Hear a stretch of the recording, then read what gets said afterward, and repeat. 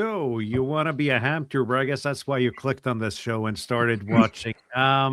Marion down here actually suggested that topic and probably didn't think we were going to go with it, but we did. And Marion's going to get to ask us all the questions she's wondering about how it is to be a famous HAMTUBER.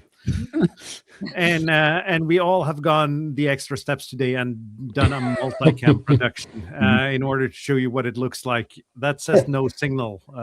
You get yeah. That's the overhead camera.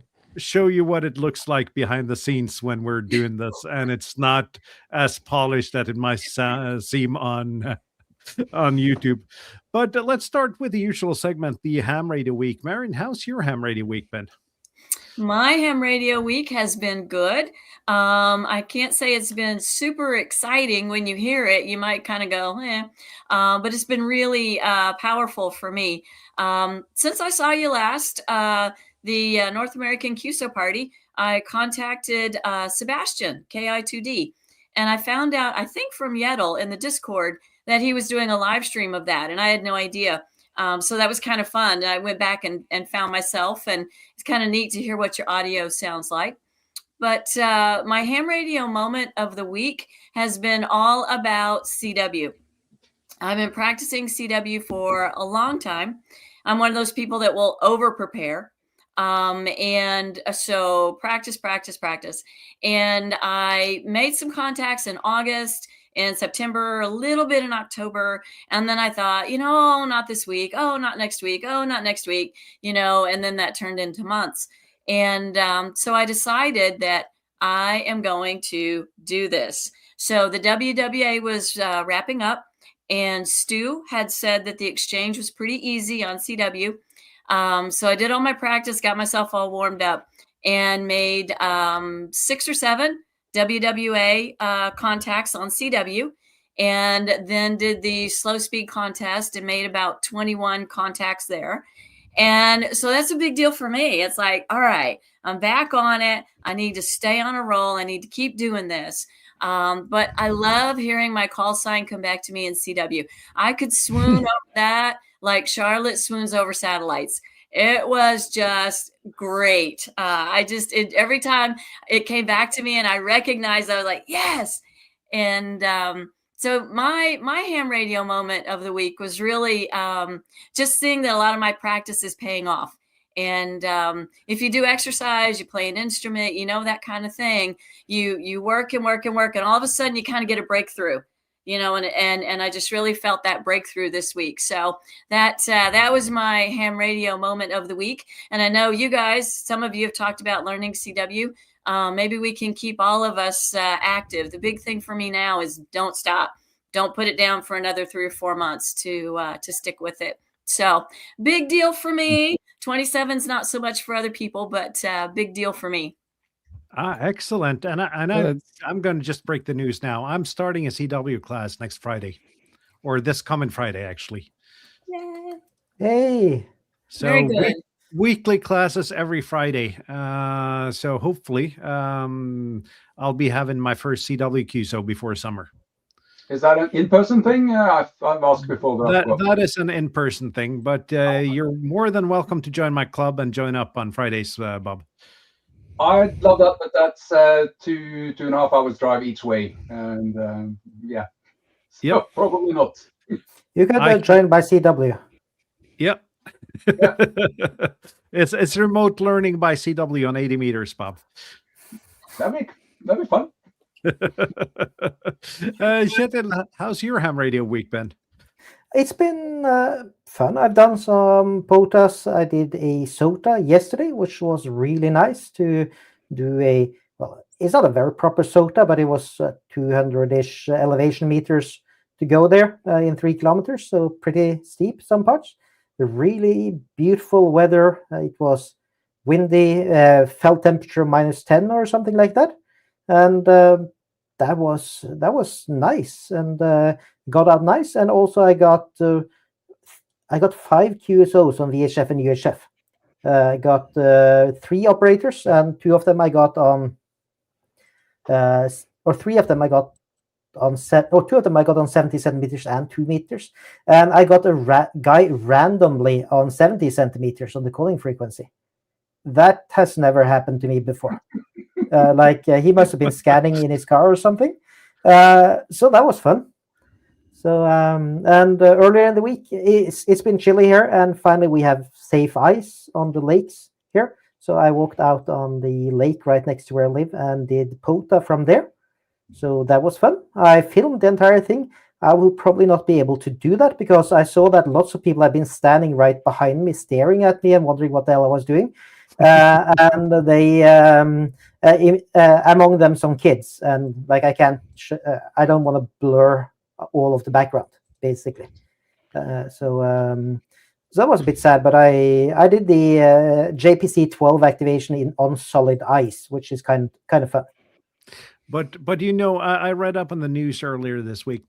There was this mom from Bergen that had taken the stroller out on ice with her kids, and TikTok had gone completely mad about it. So you should probably not film yourself doing anything on ice, then, Kjetil. No, the fun thing there is there were some parents with handicapped kids, and they had them in chairs, metal lawn chairs, and they pushed them around on ice, and that worked quite well compared to like the metal things we had. Spark is called in Norwegian, like a kind of sled you can put kids on. I don't think that translates really well to anything but Norwegian. No, it doesn't. But anyways, they came over because the kids had been really wondering what I was doing. So I showed them a QSO with a guy in Italy, and show them this is radio and stuff like that. So that was really nice. I had a long chat with them. And also one guy who just walked by me while on the phone, and he said something like, "You guys should come and check out what this is." So I think he was on the phone with the cops. He was really like menacingly looking at me, and no one showed up, at least not for the time I sat there. Did you have those signs, Kjetil, or did you do a signless? Yes, I hadn't packed them out yet when he came, so I took them out afterwards. I'm very disappointed. This never happens to me. I have so many choice phrases for people like that, and it never happens to me when I activate. You don't look suspicious enough. Like you look at him, Kjetil. Look. I got to point the right way. Look at him. You kind of want to reconsider your words there a little bit. Yeah, just put on a movie villain with this look, and you're saying I'm not scary enough. Put on a ski mask or something, and people will come. Okay. By the way, and I also added lots of POTA parks and some bunkers. There's a new list of Norwegian bunkers sent over. Some POTAs near in a place called Tønsberg, some bunkers in a place called Tønsberg, and lots around Oslo and other places. So there should be tons of things to activate. So we have bunkers here now? Yes. Cool. Yeah. Yes, they were built. There's lots of them. So lots of fun things to do. And all around the coast, basically, I've added them. So lots of fun things. I'll check that out. I have a question, though. Yeah. Because I know what safe ice is, and that is ice that you've been on, are no longer on, and is still alive. That's safe ice. That's one definition. We finally have safe ice. What does that mean? That's the official definition that the ice is 13 centimeters thick. How do you know? The people go out on it, they cut a hole in it, and they don't fall through, and they come back and are able to report that the ice was safe. Where they cut the hole, it was safe. Yeah. How about 1 meter to the right? They say that you have to think yourself, and that it would be unfortunate if you fell through. That's very good. I think myself, and I stay on dry land. Yeah, they're like this is something you learn about in Scouts and many other places, but how to check if ice is safe, but also how to behave and how to dress and which equipment you need to be safe out on the ice, like the metal spikes to drive into the ice so you can drag yourself up and stuff like that. And I don't think many people on that lake had them. On the other hand, there were so many people out there that in this case you probably get help, but if you go alone, of course, be very safe on ice, because if you fall through there, you're not going to be able to drag yourself up. Simple as that. Without equipment, and then that is very cold. But there's a surefire way not to go fall through the ice. Don't go on it. Yes. Yeah. Yep. So in doubt, stay on land. Yes. Simple as that. My recommendation. Yes. Yeah. So that, I think that was my radio week, at least. I probably forgot some stuff, but what about you, Jürgen? Have you done anything fun? Yeah, thank you, Kjetil. Yeah, let me switch over. I played around with my Commodore 64 Ultimate to find some ham radio related software, and there's a lot. So there's an old man in England, who has a collection of ham radio software for the Commodore. So I've downloaded this, and it's a mess. It's not in some order or something. No inventory, whatever. So I have to go through every folder in this zip file and have to find out what the software is doing. Yesterday I was a teacher at the ham radio course here in the afternoon. That was a lot of fun. And today I worked a number of POTA stations. I worked W1AW, active from Maine. Maybe you have heard them, Marion. And then I was digging around and found this microphone again, my old MD100, which is modified. It's converted to a condenser. So it's not dynamic, it's a condenser made by Olaf Grundmann, Delta Mike 2 Charlie Mike, who passed away several years ago, I think in 2022. And that's a microphone. I have a second one here, and now I've hooked this up to my FTDX10, and this thing sounds amazing. You don't need an equalizer, or this just out of the box now sounds amazing. That's great. More or less that's it. And I prepared everything, of course, the multi-camera setup for today, for this evening. Yeah, and one more thing. I let me switch the camera back.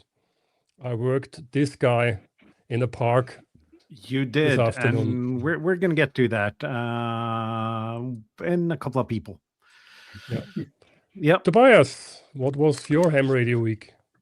Oh, yeah, I had not too bad ham radio week. Now I have to find the right button again. Here. I started playing with my Prusa Core 1 printer and played a bit with heat inserts. So I made a little box for my AIOC.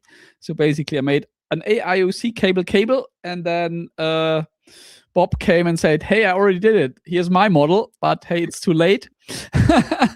But the good thing is I've recycled that model immediately into a second box. So I used the same design as a basis and, modified it a bit. And the cable or the box on the top is just a small 5-volt voltage regulator for a small 30 watt solar panel. So basically for charging your equipment via USB. So I got 2 boxes out of one effort, so that was good. And then I attacked the Retivis C62 for the LinHT project and filmed a video and uploaded it, where I basically take this thing apart. And in the end, this is how it looks like now. All the harvested parts in a box, and the housing is empty. And now I can wait and hope that I can snatch up one of these M17 PCBs. The guys have released the PCB version 2, and I think it's already in production and assembly. Well, they are testing it, obviously, and then let's see if I can get hold of one or how I can get hold of one. But I think that was was a fun video to record because it was also low effort. Yeah, I just let the camera roll, and maybe it's useful for somebody who wants to do the same. Yeah, I mean those people will watch it, and the rest, for the rest, it's not so interesting. Hopefully, in Black Forest, we can do an M17 QSO with it. Yeah, we just need Tobias to make enough gutted C62s and make radios for the rest of us. Yeah, maybe I'm faster with the second one, or maybe it would have been faster doing it completely with the hot air station. Because if you already decide that the PCB is nothing you want to secure, then you can just heat up the whole thing and pick up the parts. So maybe the next gutting will be faster. And Tobias, in spirit of today's subject, things take at least twice as long on camera than they do without camera. Yeah, well, the thing that nobody sees here is the time it takes around what you're filming, right? I mean, that's... as I've seen today, I've also filmed a small 10-minute video for an announcement that you will do in a few minutes, Morten. Yeah, or you can do the announcement. I can do the announcement, yes. Yep. We have to thank Andre, and I have to look up his call sign because Yankee Oscar 3 Golf November uniform. Exactly. So Andre was kind enough to wangle us our own DMR talk group for TEHRS. So I filmed a small video how to set that up. But if you don't want to wait for the video, this is our new Brandmeister DMR talk group for the European Ham Radio Show. 9834779. 9834779. And that's 9 TEHRS if you look at it on the keypad. So I'm going to put that up on screen here as well. So talk group 983477, 9 TEHRS. That's our talk group. And while I said that, I'm going to turn the volume down on my DMR radio now, in case someone actually decided to kerchunk the talk group. Good idea. But Andres did Andres done a solid job getting this done, because you tried as well, Jürgen, about a year ago, didn't you? Yeah, I did, and they simply said, use your own ID as a group, and we don't assign new groups to anyone. No, so thank you, Andre. That's great. Yeah, awesome job. He's the man, so we have to thank him for it. Yeah, and that's the power of being a community, though. Someone always knows someone that can help get things done. Exactly. Basically 2 videos filmed, a bit of 3D printing, and dismantled the handset. So I would say that was a pretty good week for me. That is Bob, how are you doing? More ham radio than the last year or so, Tobias. Yeah, well, if I'm not standing here with a paintbrush in my hand, then I can get stuff done. Bob, what have you been up to? Let's see. I'm going to actually embiggen myself, because Morten, he let slip that he was going to do a 2-camera production for this show. So basically, I thought that was an excellent idea, and so I figured I should do a 2-camera production as well. And then I got just a tiny bit carried away and did a 3-camera production. And while I was at it, why not a 4-camera production? So this is fun. I've learned how to use OBS Studio. I haven't really gotten that to work any sort of nice way before, but I set it up, and I have 4 cameras for streaming. And nice. Can you switch back, Bob, to the view where we can see your screen there? Not scream, but screen. This one. Do you have a prompter down there? Yes. That is next level.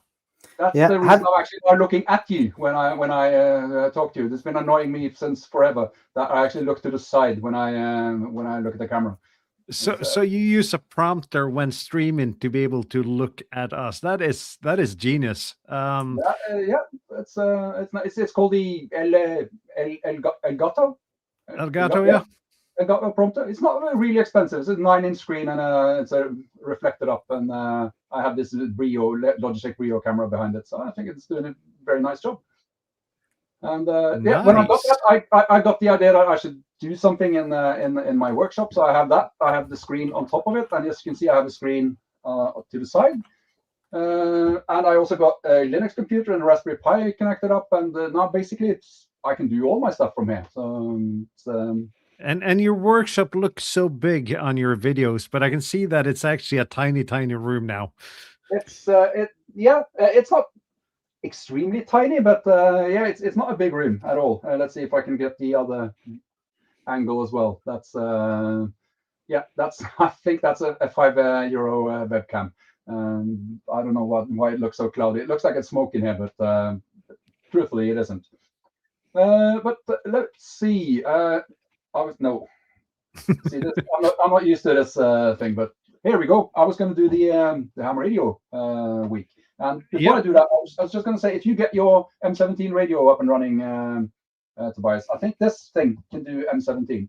So if you get your M17 radio to bring to the Black Forest, and I'm able to go, I'll for sure bring this, and we can make sure to get some M17 QSOs going. Okay, sounds good. Yeah, other than that, we talked about CW, and some of the people at my club requested me to 3D print something. And I figured I'd make one for myself as well. This is the something ARK. I can't remember the K6 ARK. K6 ARK. Thank you so much. This is so sweet. It's so tiny, and it's so nice, the tiny little paddle.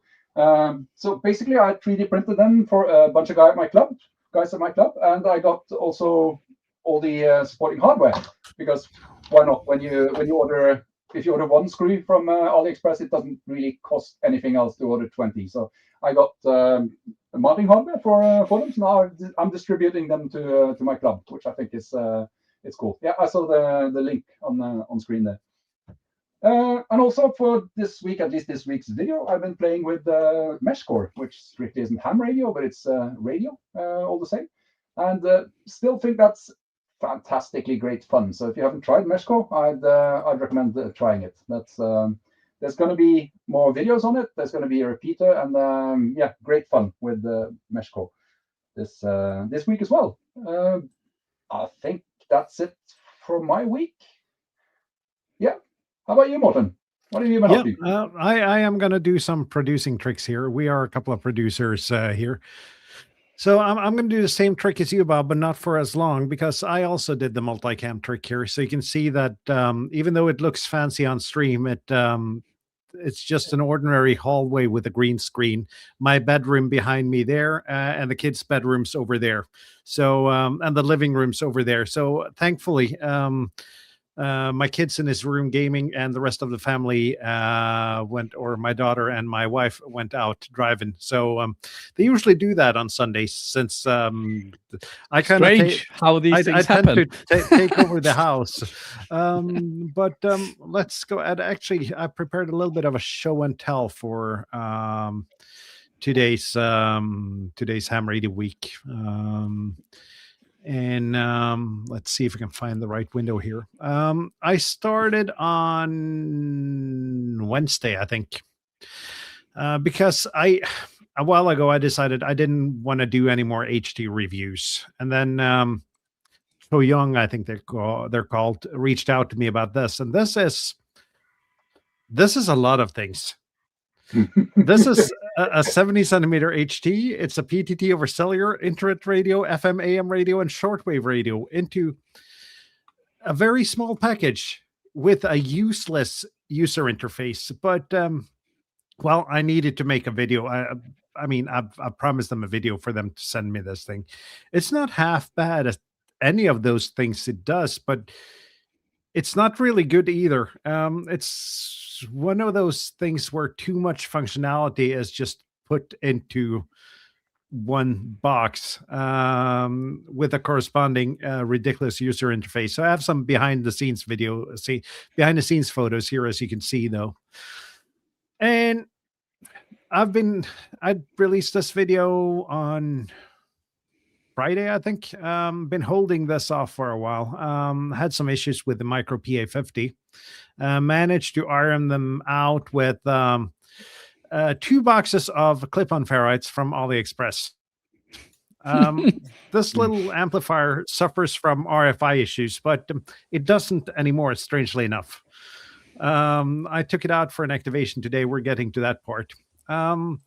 Yesterday, I did another video. I saw this antenna, Bob, on your Digipeater build.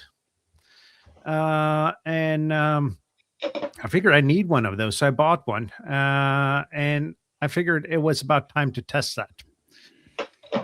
So I went out yesterday, took an hour drive, I think, all around town into deep valleys and ravines, up on high points. And this thing impressed me for, I think it's on sale now for about $14 over on AliExpress. It had the least amount of dead spaces on all the antennas I've tested for LoRa. It basically had cover pretty much everywhere, even in the spots that technically should be in Digipeater shadow. So that thing impressed me a lot. And then I needed some me time today, so I went outside, and I think this is what ChatGPT suggests when you ask how to do a portable radio setup. There's a lot of wires here, and the reason why things are kind of off to an angle is that some of the wires aren't long enough. But I took the G106, the Micro PA50, and a tuner, and actually went to Parks on the Air activation. To the left of my car there, I have the nice signs that Jetta made, but to the left is an American-made noise generator. Also known as a Tesla Model S. Those things are noisy. Oh, yeah. Also, we're not running. No, it wasn't running then, but I could hear on the radio when she backed up before I saw her in the mirror, to put it that way. Yeah, you hear them on a decent distance away. When braking as well, the region brakes on them and some other EVs is really horrible. The Hyundais, the Kias, and a lot of the Chinese EVs are horrible with noise. Yep. I wanted to make a comparison video once, sitting next to a road with a speed bump and just measuring the noise of the different EVs while they were braking. And video. I set up with a Ribikov here on a 10-meter mast. Not very exciting. Had another ham come over to me. I didn't know it was a ham, but when I was tearing down, he came over and looked and asked, "Did you get a lot of people in your log today?" Turned out that he was a commercial drone pilot. He was there for something completely else, but he saw the mast and had to come over to say hi. So no people accusing me of being a spy, but a fellow ham. And this is what the activation looked like. And there should actually be 2 lines over to Steve in Nova Scotia there, because I had Steve on 2 bands. But I got Europe, Asia, Africa, and North America on the single activation with a setup that looked like ChatGPT suggested. And that's Africa for real. That's not, or is it? It is proper Africa. It's Spanish North Africa, but it's proper Africa. Yeah, well, but because it looked like it was Morocco, but yeah, Spanish North Africa is not. Yeah, well. Well, we're not going to talk politics on a ham radio show. So, but it is within the continent of Africa. That is true. Yep. And then I've been planning a couple of videos that I'm going to shoot next week. First of all, I don't really know how to shoot this video because it's going to be dark. And darkness and video doesn't really go together, so I need to figure out something there. But I'm going to do 160-meter POTA activation. And if you bring a lot of Chinese LED lights, then you will have fun. Yeah. I have a suggestion, Morten. There's this thing called a light. Yeah. Yep. Or you could also, for example, use like outdoors LED lighting for Christmas. Just have it light up. But are you planning to do the entire activation on 160 or just the 1 or 2 QSOs? No, the entire activation on 160. That is a challenge. And I'm going to cheat though. I'm going to use Digimodes. Oh yeah. but I need to do that. I have the worst 160 meter antenna in the world, but it's relatively compact for a 160 meter antenna. It's only 47. It's only 47 meters long.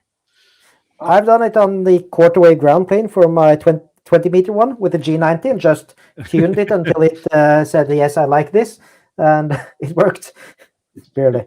And then I this is also a bit of a segue to today's show, because sometimes in my case, I have a sponsorship deal which let me pick whatever I want, but I have a harder and harder time to find things I want. So I figured I need to see how bad these antennas are. I think the whip is like 30 centimeters on this one.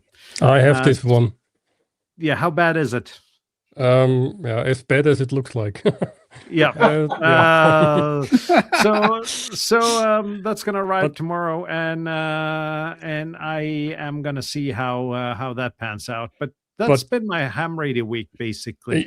You can have fun. Just use your 100-watt radio and release the magic smoke. Do it like Electro Boom. So we'll see what happens, but I'm thinking QRP on a really compromised antenna. That's not. It doesn't spell success. True. So we're going to turn this over to you now, Marion, because you suggested a topic. All right. And we want to hear what you actually want to know about being a HAMTUBER.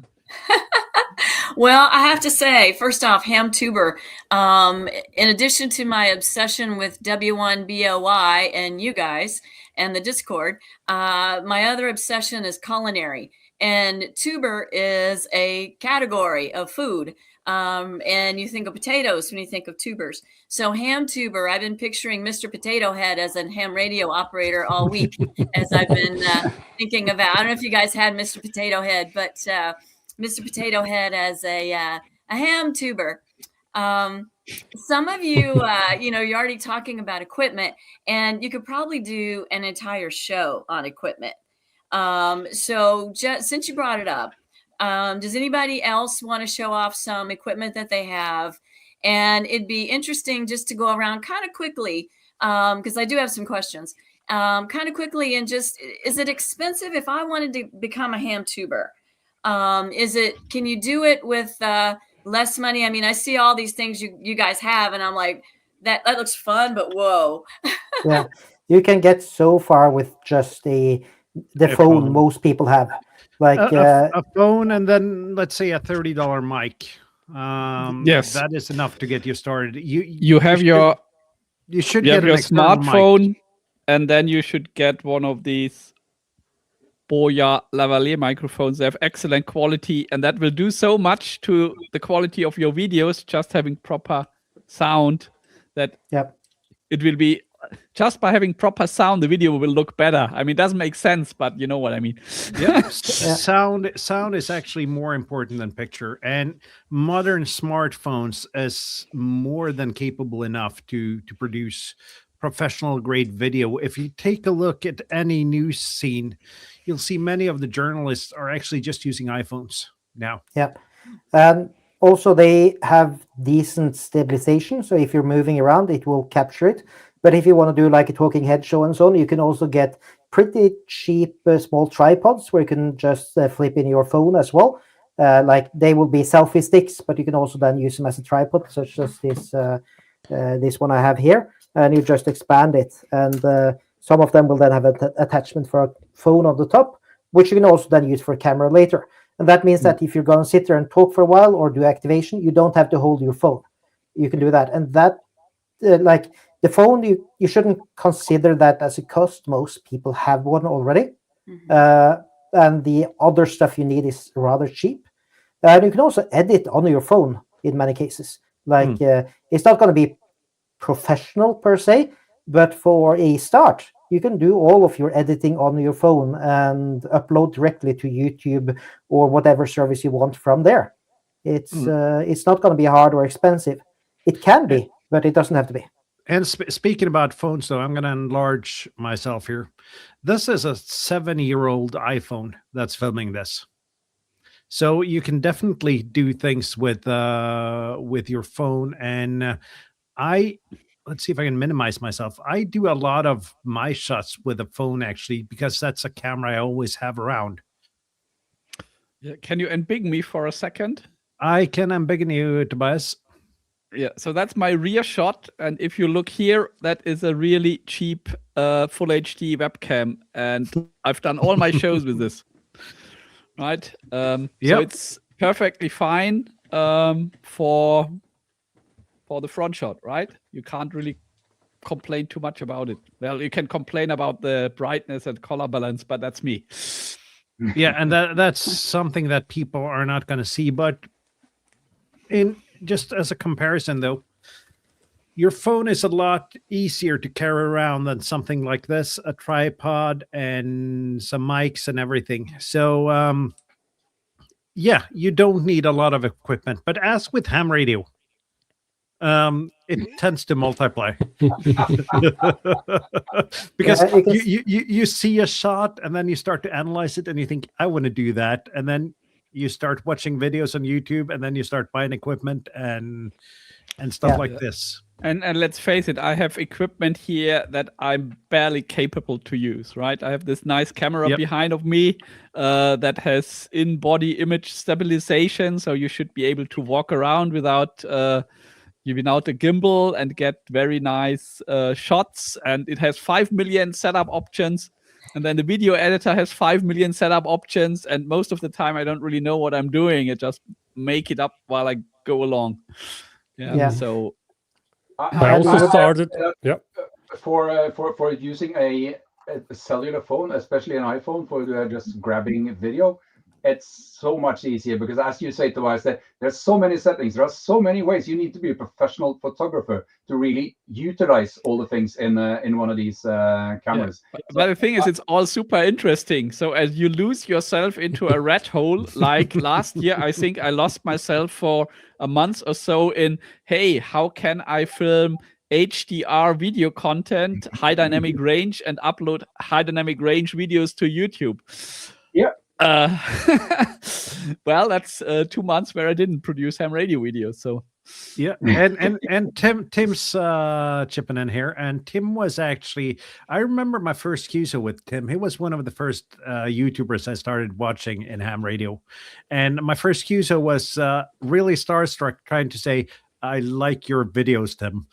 But he says iPhone, iMovie on his phone to edit, and a cheap Bluetooth mic. And that's basically, you get by with that. I also started with my iPhone and with an old GoPro. Additionally, I bought this tiny little SSD housing. There's a terabyte SSD inside, so I can plug it into my iPhone and record on the SSD if I want. So I don't run out of space. I also can do 4K ProRes on this one, and bought several microphones, DJI microphones, Rode microphones, and so on and so on. It's growing and growing and growing. And let me also switch to the wireless webcam, which is over there. Then for table shots, I have my old Sony camera here. Then I have an Insta360 camera, which can follow me if I like. And I have a Logitech camera here. It's a Logitech Brio, also 4K. But this is from my company. This is for working from home officially. These things are also expensive. Yeah, and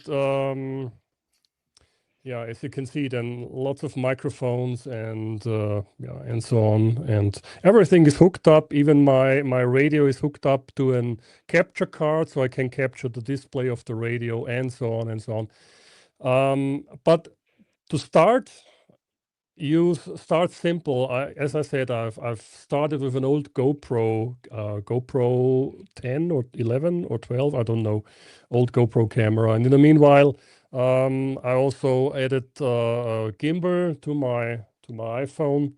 So I have what is it called, the DJI? Oh boy, what is it? Osmo something. The Osmo Mobile. Yeah, I also bought a DJI Osmo Pocket before Christmas, a used one, not the new one, the Pocket 2, I guess it is, and so on. And yeah, several cameras. I'm going crazy.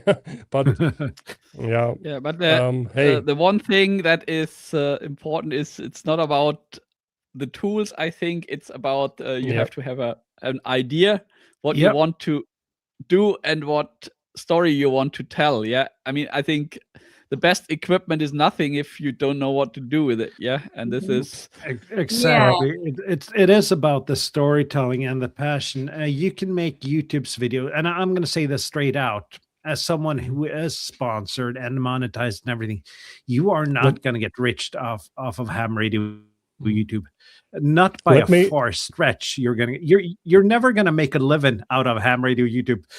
You're going to get a little bit of radio money on it, but that's about it. Yeah. Let me answer real quickly. Sorry, let me answer Bonnet's question. If this is a Jesu map here, no, that's from IKEA. That's an old map from IKEA. So IKEA has ham radio equipment as well, then. Yeah. IKEA has lots of ham radio equipment. I spare parts every time I'm there. Yeah, I've heard they also have 3D printer stands. They do. Yeah. Every once in a while, if you look past all the antenna parts, the potential antenna parts, they even have some furniture. Yeah, and let me get back on track here a little bit before we get too off to get back. It is about a passion.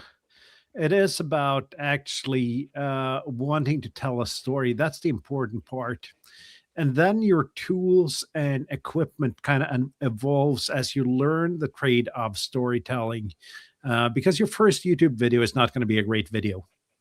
My first video was about a Chinese mobile radio I bought that I couldn't find any reviews on. So I figured I'd make a review on it. I spent, I think, 19 minutes making that video, which I probably had cut down to about 4 minutes by today. So you learn along the way on how to tell the story. Yeah. And boy, I was nervous. I was so nervous when doing the first one. Oh, yeah. Yeah, and I'm still terrible at keeping it short. Yeah, it's really an art to know what to focus on and what to cut out. That's why you see me always preferring the, tear down or soldering videos, because I don't have to think about what to throw away. Yeah, I mean, if it's about building a kit, it's about building a kit, and I have to show that all the components go into the PCB and at the right place. Yeah, so that's the much easier video to make than to think about what do I want to show, what are the important points, and all the stuff that you have to leave away. I think that's the hardest part for me to know what not to film and what not to put in a video. Mm-hmm. Yeah, well, one of the reasons I wanted to talk about this is because you guys are so passionate about it. And when you find somebody who's passionate about something, it gets you excited, right? You see somebody who is excellent at what they do. They love what they do. You're like, wow, maybe I want to do that. And so you're already sort of answering some of my questions. And so you said telling a story, right? Your point of view. And if you look at HAMTUBERs, it runs the gamut, from building to activations to all sorts of things. So I want to know, and some of you, a couple of you, Morten, Tobias may have sort of hinted at this too. What compelled you? What got you into it in the first place? And what keeps you in it? Oh, I want to answer this. The first question is, I wanted to prove to my kids that he couldn't get viewers on YouTube. How did that work out? That's big. That's philosophical there. Yep. That kind of backfired. But then again, they've seen how much work it actually is, because it takes time. So none of them want to be YouTubers or influencers now. So that's a good thing. So I kind of accomplished my mission on that. And now I forgot the second part of your question. What keeps you in it? So, because it's got to be different from when you started, right? What the kind of the idea you had of this is how I think this is going to be as a HAMTUBER when you started, right? You're probably looking back on that and saying, wow, was I naive? And now it's a lot different. So what got you into it and what keeps you into it? I got to say, what keeps me going is it's two parts. One is the actual will to actually show people the hobby and tell them about it. And I got to be honest, the other part is the endorphin rush when people actually watch something you've spent hours on making. I'd be lying if I didn't say that that was part of it. It is exciting when you have that one video that kind of takes off and do well. And then it's just as disappointing when you have that video that 3 people have watched in 4 days. Yeah. And that's probably one that you thought was wonderful. I mean, I did that same thing, and I do writing where you guys do a lot of YouTube type things. I do a lot of blogging about ham radio, and yeah, you think it's your best work, and nobody looks at it, and it's something you threw together. You know, you find lots of people. It's weird how that goes. Yeah, there's a rule there which says that your success is inversely proportional to the amount of work you put into it. If it's an article or if it's a video, that's generally. Oh, that's so true. My most watched video is the $12 HT video. I spent about 25 minutes filming for that and another 15 minutes editing. Yeah. And 12,000 people had seen that within the first 24 hours. Yeah. One of the things that keep me into it, to follow up on that question, is also that for me, this is a very good way of giving back to the community and to spread the word.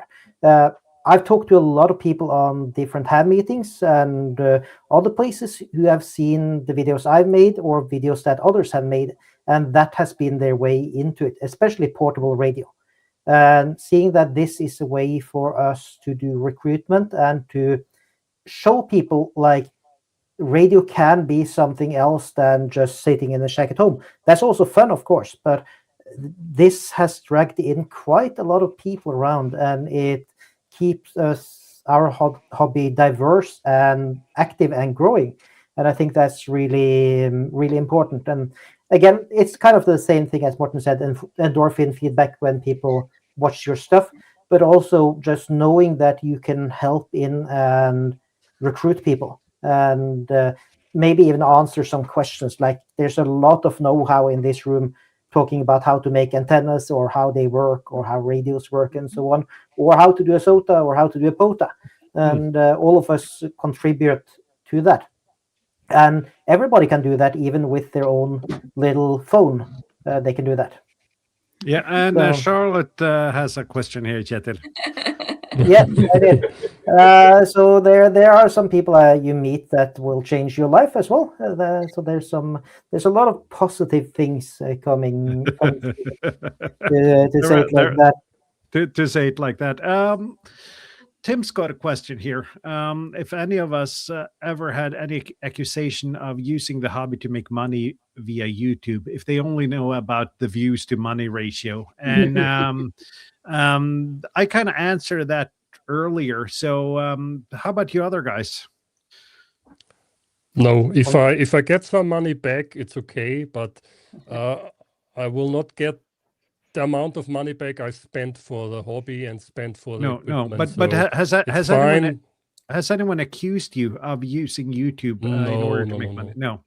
The only thing I've been accused of is some guy that was really angry that that my video was not sponsored, that I reviewed the product without it being sponsored because I was helping the machine with free advertising. But yeah, it is somebody thinks you will get very rich or that you will say whatever, and there are YouTubers out there who absolutely will sell a review and do that within our hobby and within every other field.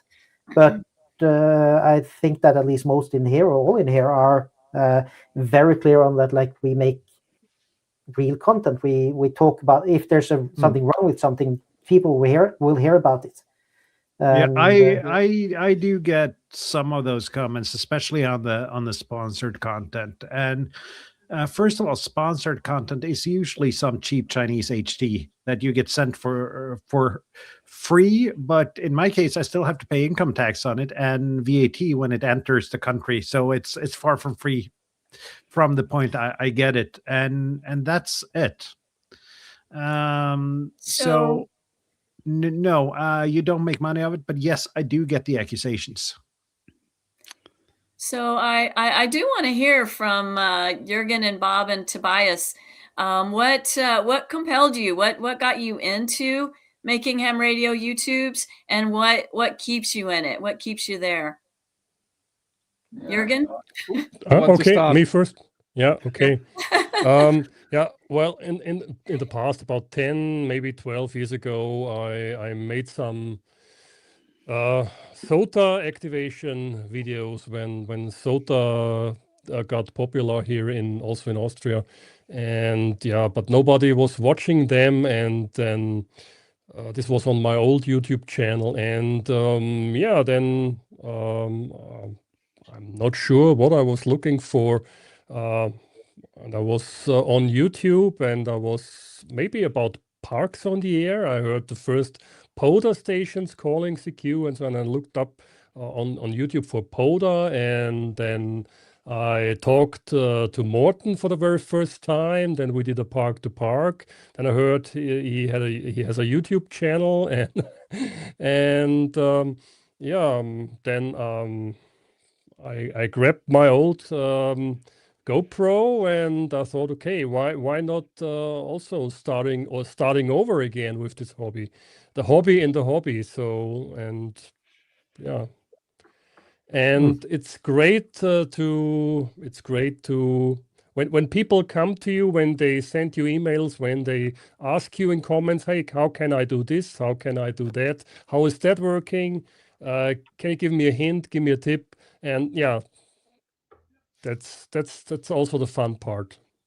Talking to people, interact with your viewers. That's great. Mm-hmm. Yeah. So one of the other guys. Yeah, I can do a few So words. Yeah. What got you into it, and what keeps you into it? I think I'm not 100% sure what got me into it, but part of it is what Morten talked about, because my son as well, he wanted to be a famous gaming YouTuber. He's about the same age as Morten's son, but he actually started making videos, and we talked about all the technical aspects of creating videos, and there's so much to learn. And when he puts his mind to it, he can just absorb this huge knowledge area in a very, very short while. So I was kind of tagging along with that. That's part of the reason why I got into doing videos.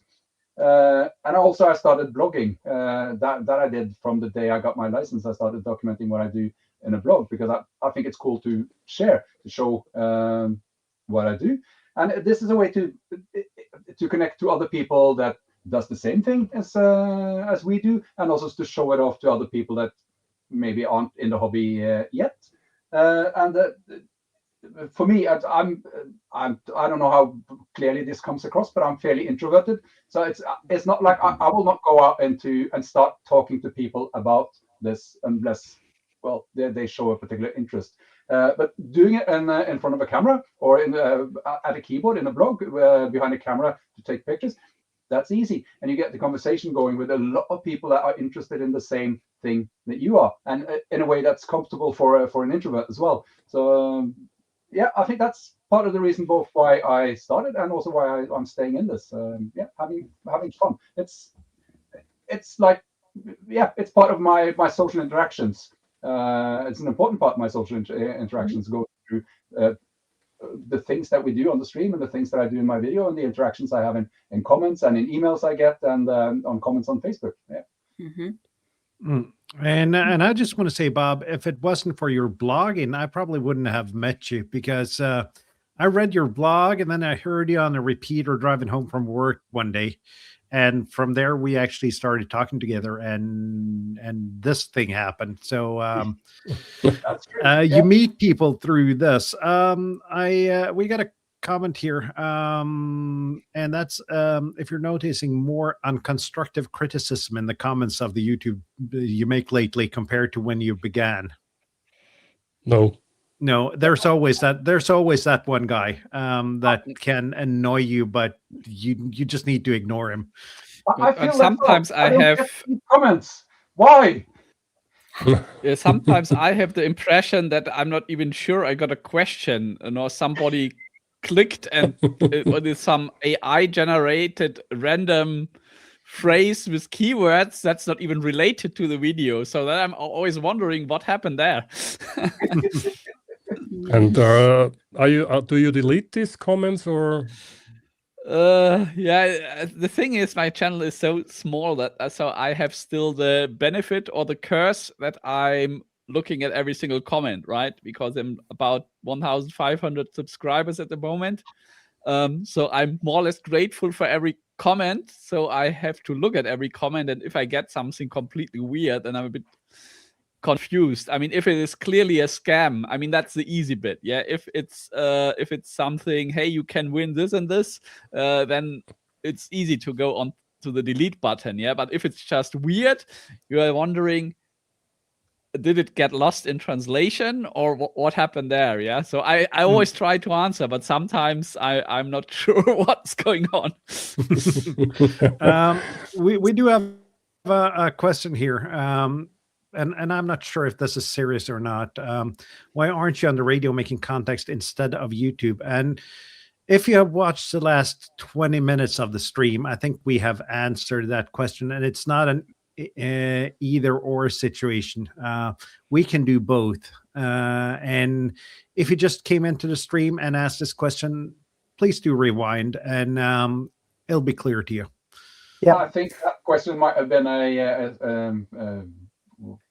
a question he would think that someone would ask us. I would assume that's what's going on there. Yeah, sarcastic. Yeah, So, but it's I mean, ham radio is the hobby of the hobbies. Yeah, so it's just natural that it branches off when you accidentally grab your mobile phone and start filming a video. Yeah, you just open another rat hole. Yeah, I mean, could as easily have been some other aspect of amateur radio, like, hey, let's all do satellites, let's learn CW, yeah, and why not, start filming YouTube videos? Yeah, it's all the interest in some technical stuff and having fun with it. And I mean, for me, it's also, well, I'm also in the very introvert region. Though I'm getting better when filming videos, but if you met me live and in person, you probably would not believe it's maybe the same person that's here every Sunday. So yeah, in a way, the camera is also a shield. Yeah, you can do your thing. You can still share your passion and your hobbies and your what makes you happy with the world without too much risk of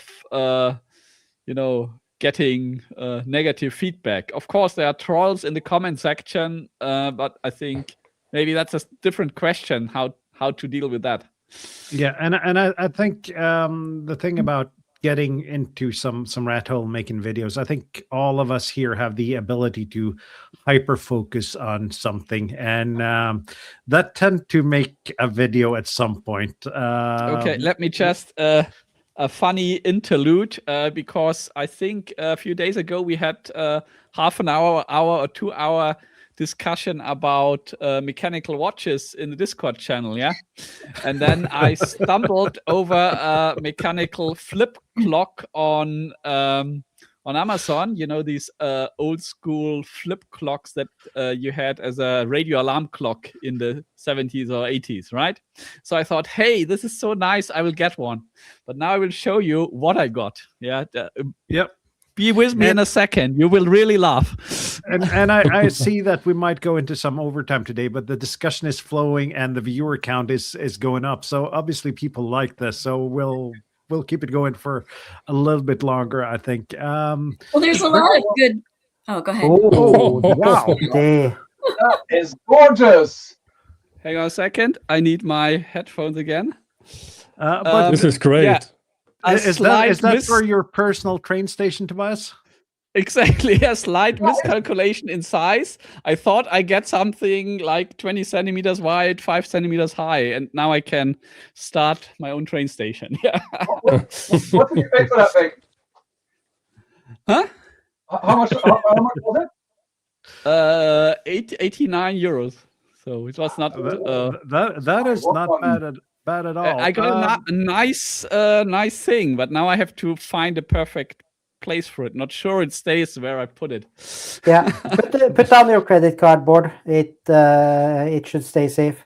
A No, couple of comments here. Tim says, "Don't chase views. Make videos you are proud of," and that is so true. If you chase views, you're going to get burned out really fast. And he also had, let's see if I can find that, 99% of us have made that mistake. I have been there. I chased views for a while. That is not healthy. No, it's not. And also there will be negative comments. There will be positive comments. Make stuff that you enjoy and some people enjoy. Like if you get any kind of positive feedback from somebody, then that's good. But like most people who are there to make ham radio YouTube are passionate about something and they want to communicate it. If you're there for the money, of course, that's also one thing. That's maybe the wrong occupation. But like, most people would be there because they want to communicate it, or they enjoy the process. They enjoy nerdery of some sort, and then you don't chase the views. They will come if you do good stuff, and if you're passionate about it, and if you're interested in it, then people will watch it. Yeah, and I just gotta say, I have two cats. I have two cats. I want to make money off of YouTube. I do cat videos instead. This is more or less what I also want to say. I mean, ham radio is a very, very niche hobby. Yeah, you will never get as many views as some 20, 30-year-old beautiful woman dancing or something. Yeah, so that's just you do what you like to do. You upload it, and if other people like it, great. And if not, then at least you have had fun with making the video. I think that's my approach. And in terms of getting rich, I think everybody here has a regular day job. So for us all, YouTube is a hobby. And for me especially, just a few days ago, I finally made the, how should I say, the subscription to the YouTube partner program. I was accepted, but I'm not monetizing anything because the headache with the German tax authorities is just not worth it. Yeah, I mean, for €5 coffee in a year, I will have so much bureaucratic headache that I'm not doing it. Right? No. I need to inject there because I found the perfect solution for this. In the YouTube partner program, you can set a limit for when they pay out whatever you've earned, and I set that to €60,000, so that when I actually reach €60,000, it's going to be worth the effort to do the tax. Okay, you mean once you have the €60,000, you can also pay the tax advisor to do it for you. Yeah, sounds reasonable. I see that Bricker House. He's still trying to figure out if he want to do a traditional blog, what social media to use, if he uses Discord, Shorts. A lot of questions. I just want to say, start. Just do something, and I can promise you that your first content is not going to be your best content. Looking back at the first stuff I made, like 2017-ish or something, I have hidden it on YouTube. It's just painful, but like, you will make something and do a place where you know roughly how things work, like you know roughly how how you can get your stuff out. Maybe you know some people that are on that media already and start sharing. But for example, a Discord is a silo, each of the Discords. So like, it's not that good if you want to share too much, because you have to share it within one area. YouTube is pretty much more open, same with TikTok or Instagram or whatever. So that there are lots of venues, but I'm not sure if I would start with Discord to mention that, since you will have to repost it so many places. Yeah. See, probably also depends on your audience. I mean, where's your audience? If it's more the younger generation, then maybe TikTok is a better media to go. Yeah, but then again, it's all about. I did a panel debate at a ham meeting. I think you were there, Bob. My daughter was helping out and hiding in the back room, and it was there was a talk about recruitment and being on the social platform that the kids were. And I asked my daughter, I had someone give her a mic and asked her if any one of us would be able, we were middle-aged and older men on stage, would be able to convince her to start ham radio. And she just said no. Yeah. So one thing is the platform. The second part is that you got to be credible. You need to have some credibility for your age group. And that's the reason I'm not on TikTok. I don't understand TikTok. I don't understand Snapchat. I don't understand Instagram. I do Facebook, Discord, and YouTube, and that's it. Oh, I sounded grumpy there. Yeah. Well, I think you're making a good point, though. Is people will find the content. I had never really been on a Discord until I got to know you guys and the Ham2K Polo Discord. And so, even when we're old, I think I'm the senior one on this panel. Even when we're older, we'll find a way to get to that content if that's the content we're looking for. And so, part of what I'm hearing, and I really liked that comment about Elmering, because part of what I'm hearing is that you guys are teachers. Yesterday, the day before, Stan was helping me troubleshoot something on the radio. And I said, I don't know what I would do without you to help me with this. When people talk about the future of ham radio, very few people talk about how complicated it can be. And I just don't know between the logging and this and that. And I said, I don't know what I'd do without you here. And he said, you'd be watching YouTubes. And I said, yeah, you're right. Actually, you're right. And, so those YouTubes that you guys make that nobody sees, it may be there when somebody really needs it. Right. And that's part of Elmering, and that's part of building that community. And that community has just been a huge part. It's been integral to my development as a ham. When I first started ham radio, I wanted to find the YouTubes that spoke to where I was in my journey. And I was watching YouTubes that had been made that were like a couple of years old, but it was a series that hit just right where I was. A group of people who are just right where I was. And it was like, yes, these people get me because it's where I was in my journey. So the Elmering, the community building, I think it's integral to the ham radio community. And the passion that you guys are showing just really demonstrates that. And I think that's why people come and they watch the live stream and they watch your videos, because they know when you care, you're going to do good stuff. When you're not driven by numbers, you're going to do good stuff. And you guys just do a fabulously good job. And that was one of the reasons I just wanted to talk about it, because I know it's in your heart. I know it's in your passion, and that translates. And so if there's somebody out there who's like, oh, maybe your enthusiasm will get them going. So I know we're really behind time, but if you had just one piece of advice, two pieces of advice, keep it short, for somebody who's listened to this and it's like, darn it, I might give this a try. What would you say to them? Go and do it. Do what you like. Stop thinking about it. Go and do it. Do your thing, yeah. Press record and think that you're only going to improve from here. Don't second guess it, because there's a lot of learning in the process. Mm-hmm. Exactly. And don't take anybody who wants to discourage you too serious, yeah? Because it's very easy to say to somebody, hey, your video is crap, you have no idea what you're doing.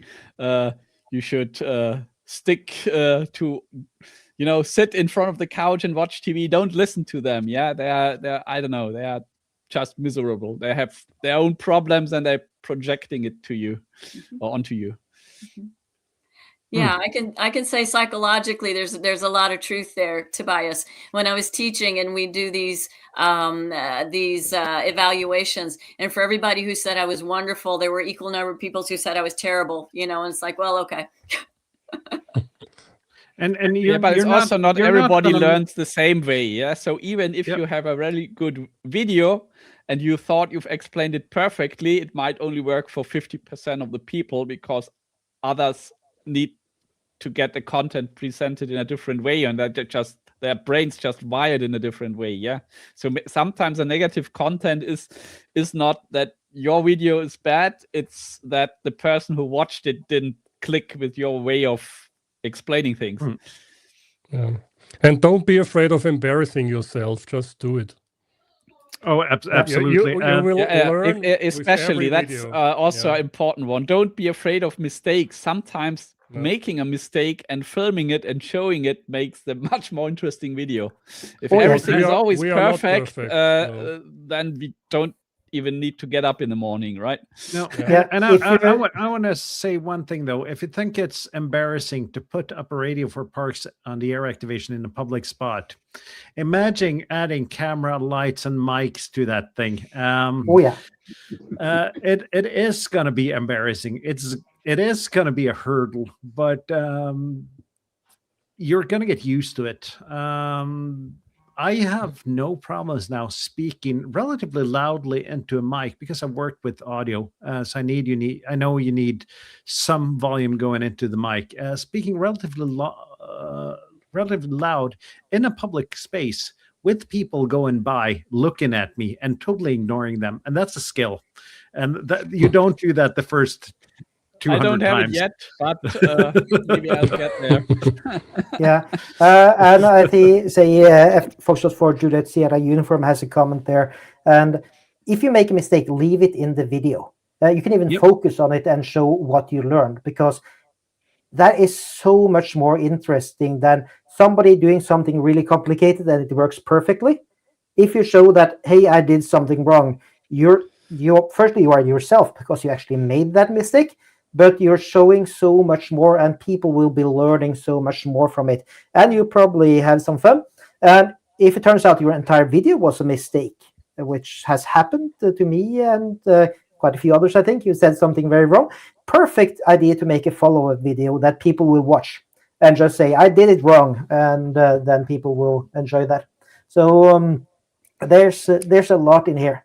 And you mentioned Elmering, Marion, and it's Elmering, it's influencing, which is a more modern term, of course, on the interwebs. But it is, we are not only teaching people, but we are influencing them to see that this is a interesting thing to do. Not necessarily just from the learning, but just what we're doing. We're showing them, we're helping them, we're meeting people. You can meet so much amazing people through this, as I mentioned before. So I'm very happy for that, and for the people I gotten to know in here and people watching. It's so many nice people, and And you probably have the most amazing meeting people story among us, those Kjetil. Yes, meeting my fiance through radio. Well, it's not a dating show per se, but yes, it is. You meet people that you are compatible with here. So for me, I'm very happy for that, and of course for her as well. But it's not the only one. Like there are others in here that also have some rather amazing stories about meeting people that they will share their lives with, or people they will know their entire life. Exactly. And I got to say that you guys and a lot of the community around the European Ham Radio Show and YouTube have become real friends to me. People that I started out watching on YouTube, people that I've never met in real life, but I still consider friends. So this is, it's amazing when you get the things going here, and I'm really humble, and I'm really pleased that I get to meet all these people, and that's why I look forward to on the Norwegian Ham Meeting, where when we're having the TEHRS dinner. I think we're 11 people now that's going to sit down and have dinner on Friday. Some of the people I've met, some I haven't met. That's going to be really nice. And the meetup in Germany, it's going to be fantastic meeting these people in real life, people that you consider friends and have never met. So I'm humble and deeply I'm deeply humbled over that experience. That was something I didn't expect from doing YouTube. Interesting. Yeah, and I think that goes both ways. in that you're building the community. And so I'm thinking about the person again who's listening to this, and we're kind of nudging them, as Bob said, just do it, just try it, just do it. We're nudging them, that as they're listening to this, to know that it grows, right? You start, you're very focused on your videos, and not that you guys aren't, but you're very focused on your videos, and before you know, there's a community, and then there's people, and this is part of what you have to look forward to, as you commit to, okay, I'm going to learn this skill, and I'm going to do this, I'm going to put it out there. But also, I think it's important. It's kind of funny, I'm doing this, so you want to be a HAMTUBER, and I'm not sure I really want to be a HAMTUBER, but I love the HAMTUBER community. And I'm very happy being a participant, a cheerleader, a commenter. And I find that very rewarding too. And so for those who are thinking, yeah, that, making the YouTubes, I don't know, that really doesn't appeal to me right now, that's okay. If you're feeling that how much this community means to the ham radio community, support them, right? Like Tobias said, very few people leave comments. Go leave comments. I leave a comment on every YouTube I watch. I hit the like. I don't think I've ever hit a dislike. I hit the like, and I always comment. And so you don't have to be the one in front of the camera necessarily to keep this ball rolling and to keep this momentum rolling. If you hit like, if you subscribe, if you comment, you support people who are doing this, then it becomes a mutual journey, right? I'm on this journey with you guys, and I'm fine to be the co-pilot. I'm fine to be the observer. I'm fine to be the participant, but I'm on this journey with you. And that's pretty exciting too. And that I think is a key part of this whole exchange, right? Is that it is an exchange, and it goes both ways. The Elmering, the exchange, the community. And I got to say thank you for those words, Marion. And I noticed your comments way before the email you sent at one point asking if we could make a show that you could be on because you liked the show so much. But it's kind of been a journey. You started 45 minutes ago asking about the technical aspects of this, and I think we've kind of evolved the show into, and it usually starts with a technical aspect, but it ends up on a human level. And for me, this community and the people I meet through Ham Radio YouTube is a huge part of my life now. So I just want to say thank you to all the viewers and all the people that support us, hang out on our Discord, and watch our content. Thank you very much. Yeah, I'd like to second every single word of that. Well said, Morten. And maybe final thoughts for tonight from me. I mean, in a way, ham radio is, for all of us, is a hobby, and ham tubing is also a hobby. And I mean, it's to counterbalance maybe the day job, which is sometimes stressful or gets on your nerves, etc. So it's really nice to have here a crowd of people, and also in the Discord where you can just hang out with and relax and maybe get some energy back that you've lost during the work week. I'm not sure if I'm phrasing that right. Makes perfect sense, Twice.